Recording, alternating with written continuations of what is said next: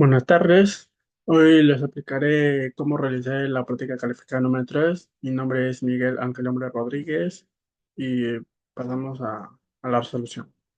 La pregunta número 1 nos pide que realicemos un informe acerca de lo que vendrían a ser las máquinas eléctricas y para esto me basé en el libro de Jesús Fraile Mora, la quinta edición. Ya realicé el informe y he cargado acá el PPT y el informe para que lo puedan checar más detalladamente.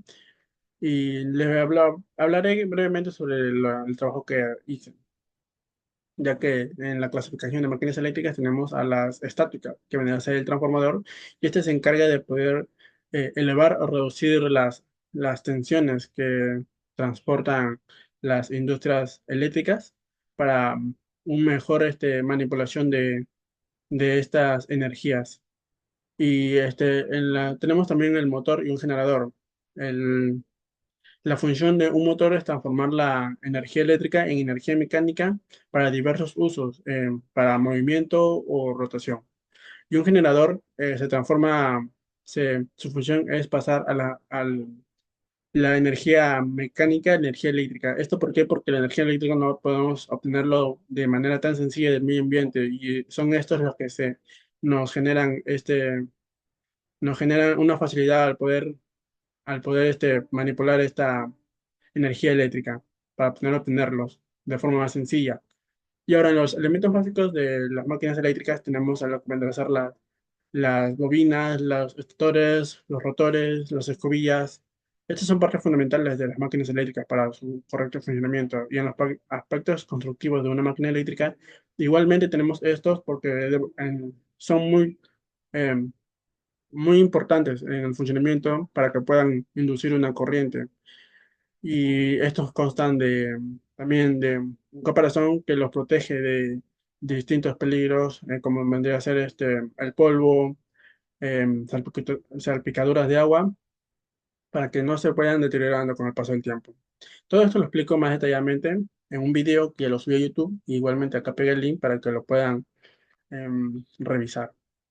Paso a la pregunta 2 y acá nos dan lo que debe ser un transformador con sus partes, que el núcleo y la armadura y el entrehierro, la bobina, todo eso.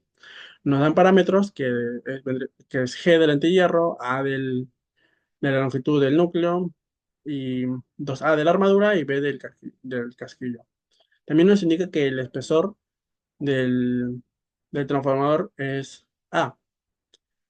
Y en el punto 2.A nos pide que hallemos la expresión para la fuerza electromagnética de armadura. Y esto que lo demostremos con la teoría de los núcleos ferromagnéticos. ¿Qué nos dice la teoría de núcleos ferromagnéticos? Que el transformador consta de reluctancia, que vendría a ser la longitud sobre la permeabilidad por el área. Ahora, cada parte tiene su propia reluctancia. Es por eso que necesitamos hallar la reluctancia total, que simplemente se halla con las más reluctancias. Entonces tenemos que para la armadura, la longitud B es igual a la longitud B sobre la permeabilidad de 2 veces A al cuadrado. ¿Esto por qué? Porque como ya mencioné, es multiplicado por el área y su área es la longitud por el ancho. Entonces tenemos que es 2A, la armadura, por el ancho que vendría a ser A, que es el espesor, y esto nos resulta en 2A por A es igual a 2 al cuadrado.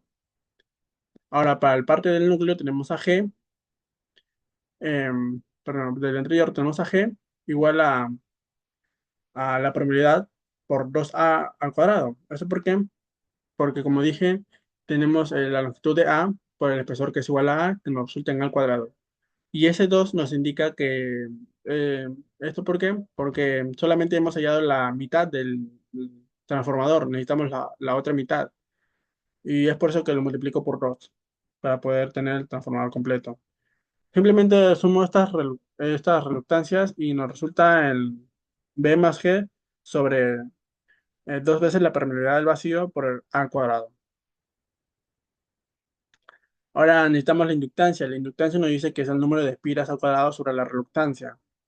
Y por el método sanguchito, la reluctancia se invierte. El denominador pasa al numerador y el numerador al denominador. resultando que la inductancia es igual a 2 veces la permeabilidad del vacío por el área al cuadrado por el número de espiras al cuadrado sobre B más G. Ahora, la pregunta nos pide que hallemos la fuerza electromotriz.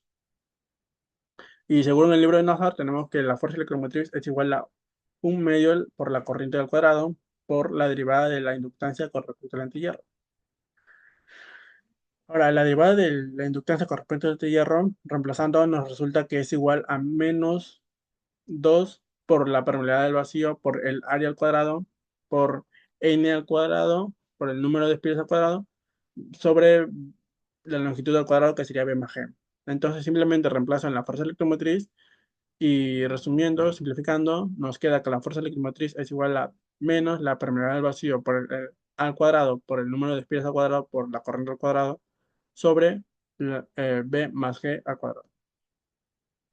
Ahora la pregunta 2 también consta de una parte B, que sería, nos pide que grafiquemos la fuerza de armadura, la fuerza electromotriz de la armadura con respecto a la corriente y que lo desarrollemos en un programa matemático que sería MATLAB utilizando el comando plot. Acá nos muestra más datos que serían el número de espiras y las longitudes de cada parte del transformador. El número de espiras que sería 500 más 2 los dos últimos dígitos del código y la longitud entre hierros sería 5 más el último dígito sobre 2 milímetros. Ahora, mi código es U202466193. Entonces, la última parte sería 3 y la penúltima, el penúltimo dígito sería 9. Entonces, pongo mis parámetros en el programa MATLAB y como primer dato tenemos que la probabilidad del vacío es igual a 4pi por 10 a la menos 7.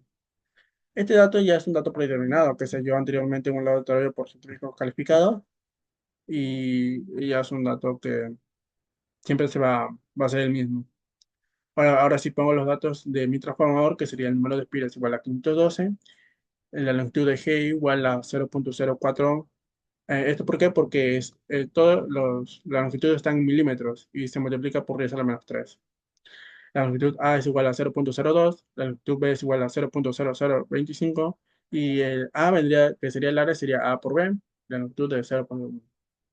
Ahora, para hallar el rango de la corriente, pongo el comando que vendría a ser perdón, el rango de la corriente lo hallo de la siguiente manera, que sería igual a la corriente igual de 0, de 0.1 a 5.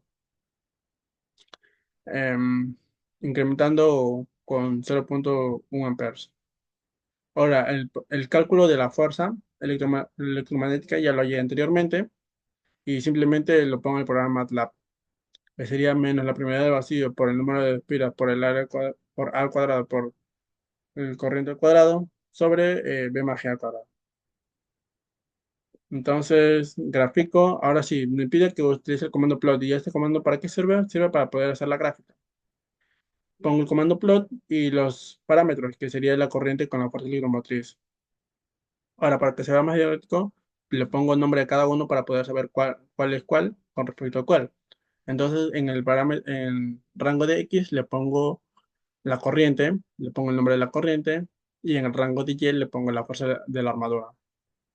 Luego pondremos un título a lo que será mi gráfica y con grito corre el programa. Esta es la gráfica que nos muestra el comando MATLAB. Como mencioné, los nombres de cada uno para poder diferenciarlos y el título. Ahora en la parte 2.c nos pide que hallemos esa fuerza de armadura numéricamente y ya nos da como dato que la corriente es igual a 9 amperes. Entonces reemplazo los números a la fórmula de la fuerza electromotriz y nos dice que es igual a menos 4pi por 10 a la menos 7 por 20 por 10 a la menos 3 al cuadrado por 9 al cuadrado por 512 al cuadrado sobre 2.5 por 10 a la menos 3 más 4 por 10 a la menos 3 todo al cuadrado. Entonces esto nos dice que es igual a 0.01067 sobre 4,225 por 10 a la menos 5. Esto nos indica que la fuerza electromotriz es igual a 252,62 newtons. Pasamos a la pregunta 3 y ahora sí empezaremos con los generadores. Ahora, ¿qué nos dice la pregunta 3? Que la armadura de un generador de corriente continua tiene 6 polos y tiene un devanado imbricado. Esto es muy importante y lo explicaré más adelante. Tiene 720 conductores activos y está diseñado para generar 420 más el último dígito que es 3, entonces nos resulta 420 voltios. Y a una velocidad de 1720 más el penúltimo dígito, que sería 9, entonces sería 1729 RPM. Nos pide que determinemos el flujo. Eh, la fuerza eh, FEM, que es el voltaje, tiene una fórmula que sería la fuerza FEM es igual al número de polos por el número de conductores por la velocidad por el flujo, todo sobre 60 por el número de vías en paralelo. Ahora, acá simplifico el número de polos y el número de vías en paralelo. ¿Por qué? Porque, como mencioné, el devanado imbricado es muy importante en un generador porque nos indica el número de polos con respecto al número de vías en paralelos. Para los de venado imbricado, tenemos que estos dos son el mismo, son similares. Los valores son el mismo. Nos indica que el número de polos siempre va a ser igual al número de vías en paralelo. Y es por esto que simplifico y no es necesario para poder hallar el flujo en lo que vendría a ser un remanente imbricado. Simplemente reemplazo 423 por 700, es igual a 720 por 1729 por el flujo sobre 60. Esto nos resulta que el flujo es igual a 0.02 Webers. Ahora nos pide que hallemos, en la parte B de la pregunta 3 nos pide que hallemos la velocidad, siempre y cuando pero esto para lo que sería un devanado ondulado. Y nos dice que este generador eh, induce una corriente de 0,25 por 630 más el último dígito. Entonces resuelvo esto y nos resulta que la fuerza FEM es igual a 601,35 voltios. Reemplazo de igual manera, pero ahora sí pongo el número de polos y el número de vías en paralelo. Eso porque, como dije, ahora es un devanado ondulado. ¿Y qué nos dice el devanado ondulado? Según el libro de NASA, que el número de vías en paralelo siempre va a ser 2. Entonces resuelvo y nos queda que la velocidad es igual a 835,2 RPM. Bueno, ahora pasamos a la pregunta 4 y esta pregunta 4 es básicamente lo mismo que la pregunta 3 pero con diferentes valores. Y de igual manera nos pide que hallemos la fuerza FEM, pero nos dice que este generador es de corriente continua y consta de 6 polos. Tiene 958 conductores, esto porque nos dice que es 955 más el último dígito de mi código, y tiene un flujo de 38 más el penúltimo dígito, que sería 47, pero como está en miliweber sería 0.047. Ahora tiene una velocidad de 400 RPM y que es un devanado imbricado. Entonces, hay la fuerza FEM, igual por la misma fórmula, y reemplazo los valores. Sería 958 por 400 por 0.047 sobre 60. Como ya dije, es un devanado imbricado, así que no es necesario poner el número de vías y el número de polos. Entonces nos da un resultado de que la fuerza FEM es igual a 300,17 voltios. Para la parte B nos pide que hallemos la velocidad y que la fuerza FEM en este caso será de 400 voltios, mm, pero en este caso el generador va a ser de un arrolamiento que fuera ondulado, un devanado ondulado. Y como mencioné antes, los generadores con devanado ondulado, el número de vías siempre va a ser igual a 2. Entonces reemplazo y tenemos que 400 es igual a 8 por 958 por la velocidad por 0.047 sobre 60 por 2. Reemplazamos y nos dice que la velocidad es igual a 133,256 RPM. Y para la parte C nos pide que hallemos el par electromagnético desarrollado por esta máquina en caso de que tengo una corriente induciendo 25 amperes. Ahora, para el par electromagnético tenemos que la fórmula sería, tenemos la velocidad angular, que es igual al FEM por la corriente sobre el par electromagnético. Entonces simplemente cambio valores, pero primero necesitamos hallar lo que vendría a ser la velocidad angular. Y la velocidad angular es igual a 2pi por la velocidad sobre 60. Entonces, reemplazamos datos y hallamos lo que vendría a ser la velocidad angular, que es igual a 41,89. Como dije, utilizamos esa fórmula para poder hallar lo que vendría a ser el par electromagnético, y el par electromagnético es igual a la fuerza Fem por la corriente sobre la velocidad angular. Reemplazamos, es igual a 300,17 por 24, ya que nos indica que inducirá 24 amperes sobre 41,89, que sería la velocidad angular. Resolvemos y nos indica que el par hidromagnético es igual a 171,98 newtons metros.